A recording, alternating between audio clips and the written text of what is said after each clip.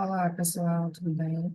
Meu nome é Paloma Souza, atualmente sou enfermeira, trabalho no município, no Rio Grande do Norte, e sou mestranda do Programa de Saúde Coletiva da UFRN, e fiz especialização também em saúde da mulher. Atualmente também estou fazendo pós-graduação na UFRN sobre neonatologia e pediatria. Eu tenho, né? Eu queria agradecer ao Congresso por estar aqui hoje, pelo convite. E aí eu trouxe para vocês hoje sobre a importância do pré-natal de baixo risco, certo? Vamos iniciar, trouxe um modelinho de slide e aí a gente vai conversando aos pouquinhos sobre cada tópico. Resumidamente, eu trouxe para vocês hoje para a gente relembrar um pouquinho o que é o pré-natal de baixo risco, qual a importância dele, por que que a gente precisa fazer, qual é o motivo.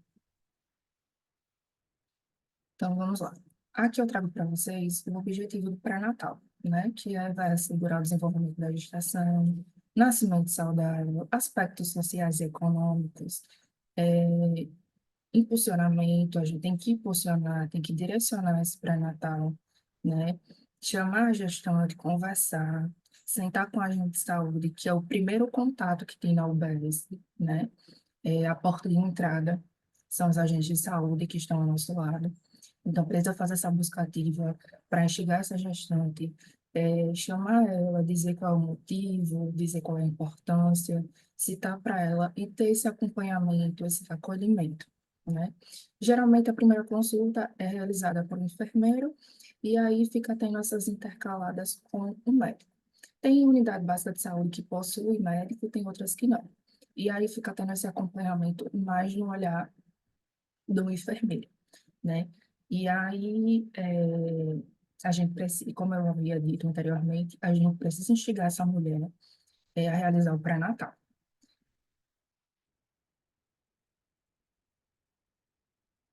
Então, os fatores de risco, temos aqui idade menor de 15 anos, a ocupação, situação familiar e aceitação da gestação, situação conjugal insegura, baixa escolaridade, condições ambientais desfavoráveis, altura menor de 1,45 m, IMC que evidencia baixo peso, sobrepeso, obesidade. Então, aí eu trago alguns fatores de risco, porque é justamente para a gente ter um olhar mais crítico em cima dessas gestantes. Atualmente, estudos comprovam que existem muitos adolescentes, pré-adolescentes que já estão engravidando, né? E aí tem esse risco de ter um aborto futuramente, de ter algum problema, né, na gestação. Então, a gente tem que estar em cima, por ter mais esse olhar mais crítico ainda sobre em cima desses fatores de risco, para ela ter uma melhora, de um quadro para que não avance para algum problema futuramente na gestação e que ela conclua direitinho o pré-natal até os 9 meses. E aí temos o diagnóstico de gravidez, né? Primeiramente, aqui eu cito as queixas principais que ela pode ir numa consulta de unidade básica de saúde, relatando atraso menstrual, fadiga, mastalgia, aumento de frequência urinária, enjoos, vai ter bastante, sonolência também, vômitos matinais. Então, são essas queixas que vão me deixar com a interrogação. Será que essa mulher está grávida? Esse atraso menstrual, será que é favorável à gravidez, né? Posso solicitar o beta-HCG para saber qual é a quantidade de hormônio que está presente na mulher. E aí também temos o teste imunológico de gravidez, que é como se fosse um teste rápido, e aí ela vai descobrir se está grávida ou não. Tem unidades que predispõem, né, para a mulher, o teste rápido, e aí ela fica sabendo se realmente é uma comprovação se está grávida ou não. Mas a gente considera mais fidedigno o beta-HCG.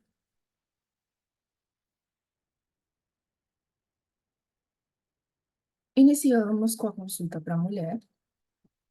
Como eu havia dito anteriormente, a primeira consulta geralmente é um enfermeiro que faz. E aí eu sempre digo à mulher, olha, essa primeira consulta, é mais uma conversa, é mais solicitação de exames, é mais para a gente saber um pouquinho da história dessa mulher. E aí começa com a suplementação de sulfato ferroso, de ácido fólico, sulfato ferroso 40 miligramas, né, por dia, e o ácido fólico 0,4. A gente sabe que essa mulher precisa tomar essa suplementação, saber como é que está a alimentação dela, saber se o IMC está dentro dos parâmetros normais. A caderneta da gestante traz todas essas informações. Então, vai ser um ponto que tanto eu vou ficar observando, quanto a mulher também. Eu sempre digo a ela, olha, tire um pouquinho do seu tempo para poder observar, para poder olhar direitinho sobre a caderneta da gestante. Ela possui todas as informações necessárias sobre mudanças do seu corpo, sobre rotinas que você deve seguir, sobre seu peso, sobre todo o seu histórico das consultas, das suas gestações, de todas as mudanças também. Atualmente, a caderneta da gestante foi mudada, né? Foi atualizada.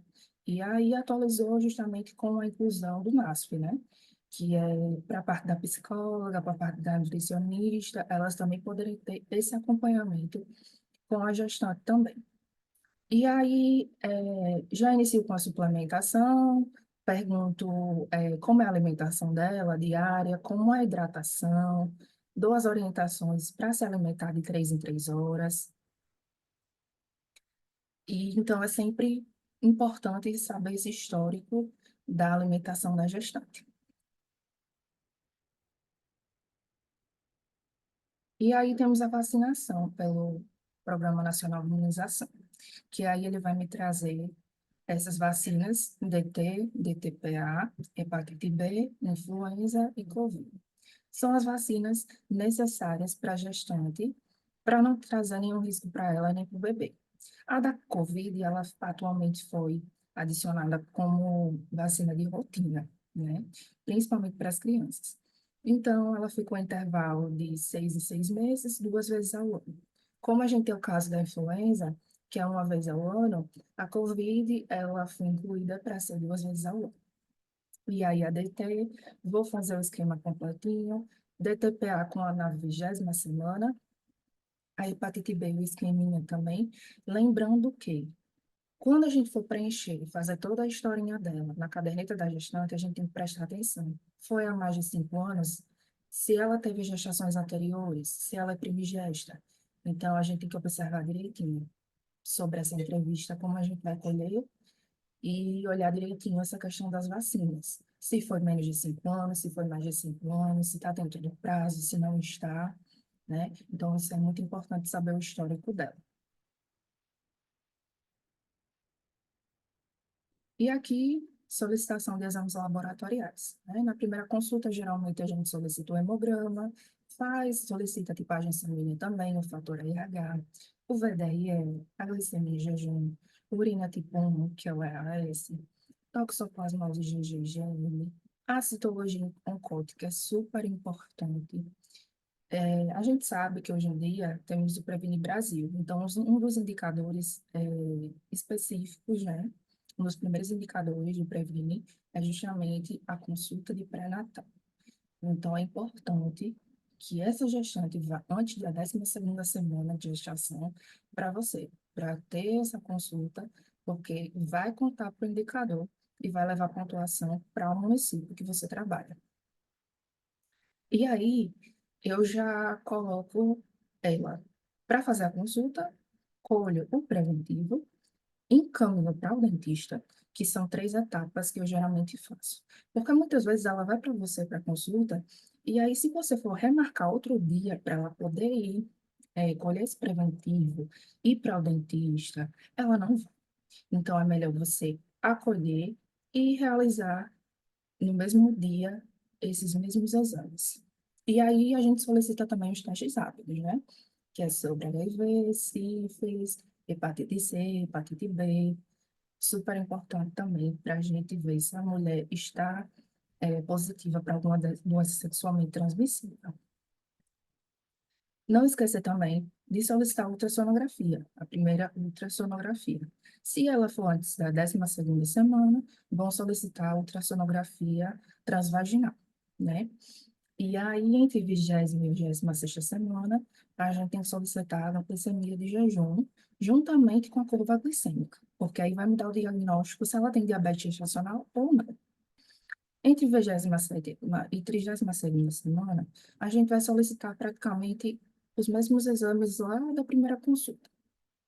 O hemograma, VDRL, anti-HIV, urina tipo 1, que é o EAS, IgG e IgM, se não tiver IgG reagente no primeiro exame, né? A sorologia de hepatite B e a sorologia de hepatite C. E aí a gente vai acompanhar essa gestante. Se tiver algum risco de diabetes, de pressão alta, a gente encaminha ela para outro risco, para ser acompanhada com o obstetra. Caso sua unidade básica não tenha médico ou obstetra, né? Porque se tiver, aí vai sendo acompanhada tanto por você, enfermeira, quanto pelo obstetra, pelo médico também. E aí tentar inserir a nutricionista também para acompanhar essa gestante mais de perto, se ela está perdendo peso, se ela está ganhando peso, se o bebê está ganhando o peso adequado, porque o bebê só vai ganhar peso se a mãe tiver uma alimentação saudável, regrada, né?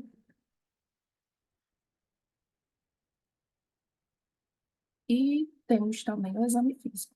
A gente vai fazer a ausculta qualificada dela. Ela vai dizer para vocês os sinais e sintomas dela, né? Precisa ter avaliação das mamas também, para a gente ver qual é o tipo de mama que essa mulher tem, se é protusa, se não é, se é semiprotusa, se ela já amamentou alguma vez, se ela sabe da importância do aleitamento materno, é, dizer para ela a questão do primeiro leite que sai da mama, que é o colostro, que ela, até o final da gestação, não pode apalpar, não pode apertar, não pode tirar essa secreção que sai da mama. Até porque é o primeiro leite, que a gente chama justamente de colostro, que vai ser o primeiro leite, a primeira mamada do bebê assim que nasce. E aí a gente também faz as manobras de Leopoldo, juntamente com a ausculta, os batimentos cardiofetais. É, esse momento é o momento que elas mais gostam. A gente, dependendo das semanas que ela tiver, a gente não consegue fazer essa ausculta. Vai depender do tipo de sonar que você tem na unidade, né? Pode ser o sonar, eh, e aí a gente vai olhar direitinho se está tudo dentro dos parâmetros ou não. E aí eu trouxe para vocês os 10 passos para o pré-natal de qualidade. Então, iniciar o primeiro pré-natal antes da 12ª semana, garantir os recursos dos imunos, ter assegurado os exames preconizados no atendimento, promover a ausculta ativa da gestante e seu acompanhante. E, importantíssimo, o companheiro estar presente nas consultas do pré-natal. Na caderneta da gestante, existe um espaço também para o pré-natal do companheiro. A gente lá na primeira consulta não vai realizar os testes rápidos dela, então é importante também fazer do companheiro, porque ele pode estar com alguma doença ativa, ela não, ou vice-versa. Então, por isso, para que não haja é, cruzamento com as doenças, então precisa realizar o teste rápido nos dois, tanto na gestante quanto no companheiro também. E aí é direito dela levar alguém para consulta para ficar acompanhando ou não, né? E como também é importante que no dia do parto ela também leva o acompanhante. E ela quem vai escolher, se quer mãe, se quer pai, se quer o companheiro. Ela quem vai bater o martelo para dizer quem irá ficar com ela acompanhando ou não. Se ela não quiser ninguém, ela tem todo o direito de não querer alguém para prestigiar esse momento da hora do parto. E aí a gente tem que promover também essa ausculta ativa, porque a gente é que vai acompanhar essa gestante. Então, precisamos ter essa escuta qualificada juntamente com a equipe multiprofissional, com a agente de saúde, sempre ficar no pé dessa gestante para ficar acompanhando as consultas, para ir para as consultas odontológicas, dizer a importância, o porquê que ela precisa ter esse segmento necessário do pré-natal.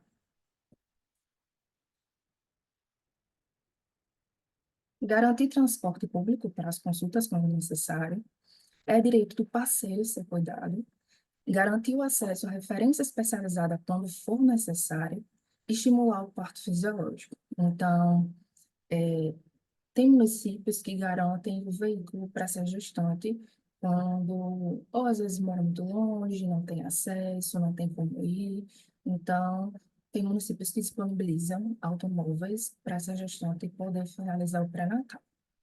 É muito importante isso também, tá certo, gente? Para ter esse acesso na UBS, para a gente poder enxergar essa mulher.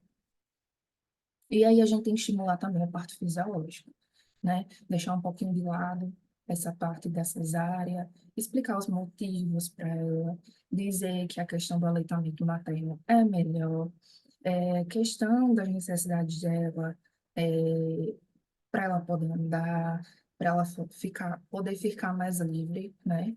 É, nesse dia do parto. Então, a gente tem que instigar melhor esse parto fisiológico, é super importante também.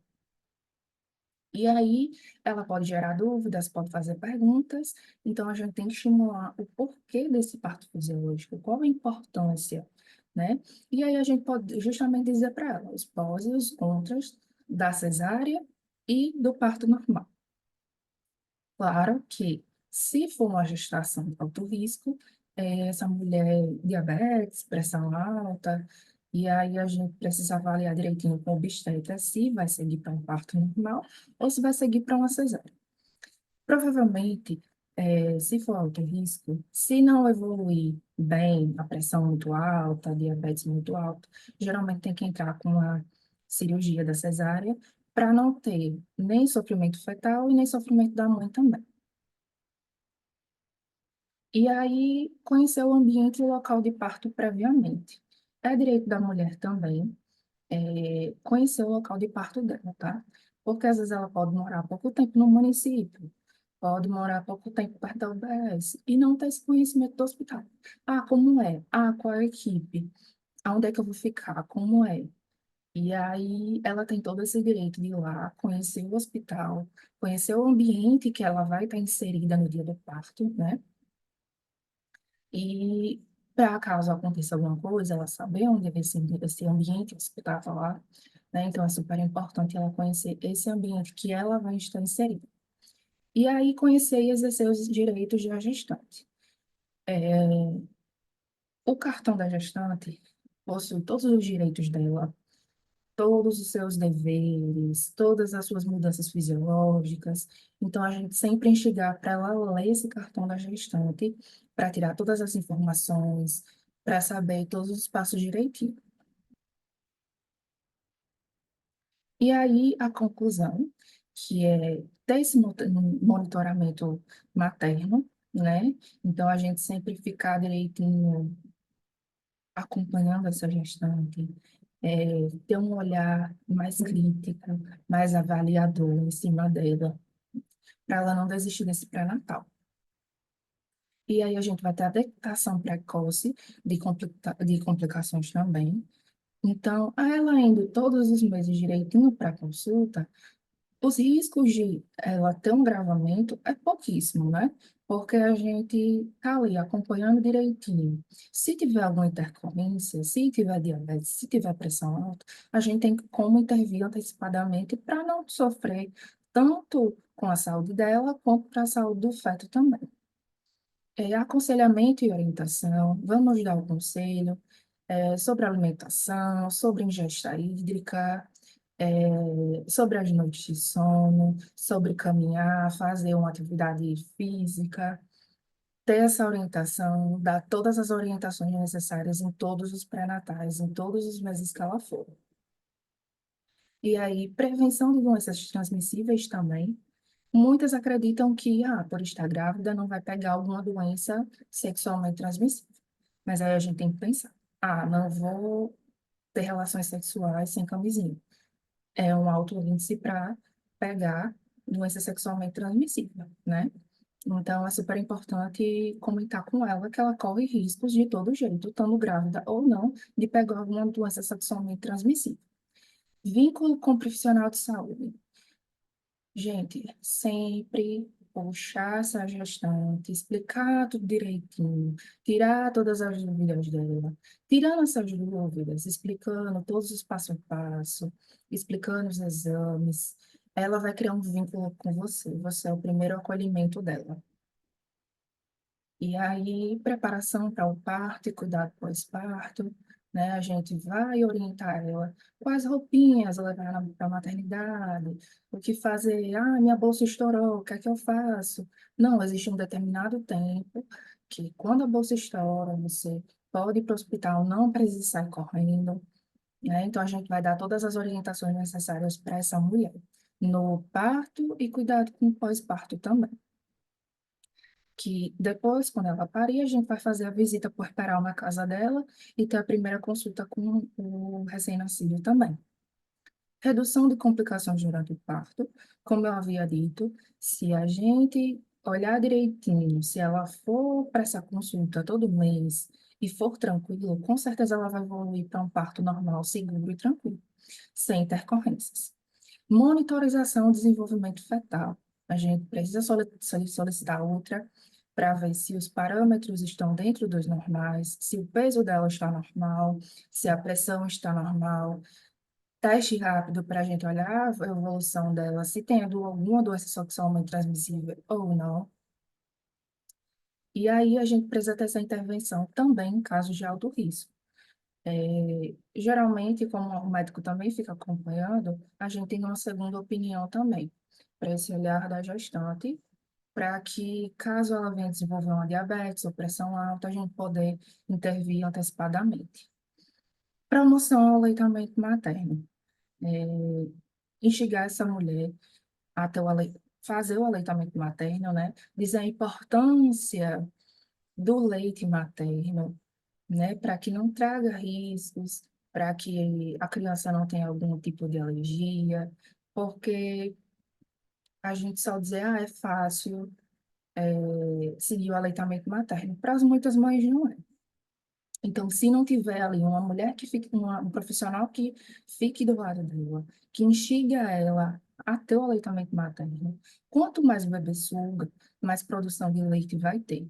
E aí a gente também citar para ela que, ah, eu vou dar fórmula para minha criança, eu vou dar Nestogen, vou dar Mucilon.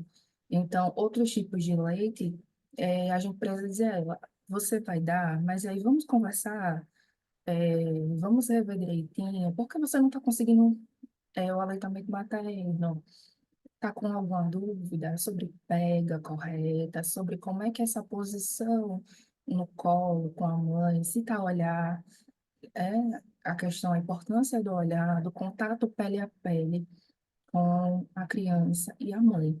Então, é super importante a gente chegar ao aleitamento materno também. Minhas referências. Queria agradecer a todos, né? Trouxe praticamente um resumo sobre o pré-natal e sobre a importância. Queria agradecer novamente o Congresso pelo convite e queria agradecer também a todos os ouvintes. Muito obrigado e qualquer dúvida estou à disposição.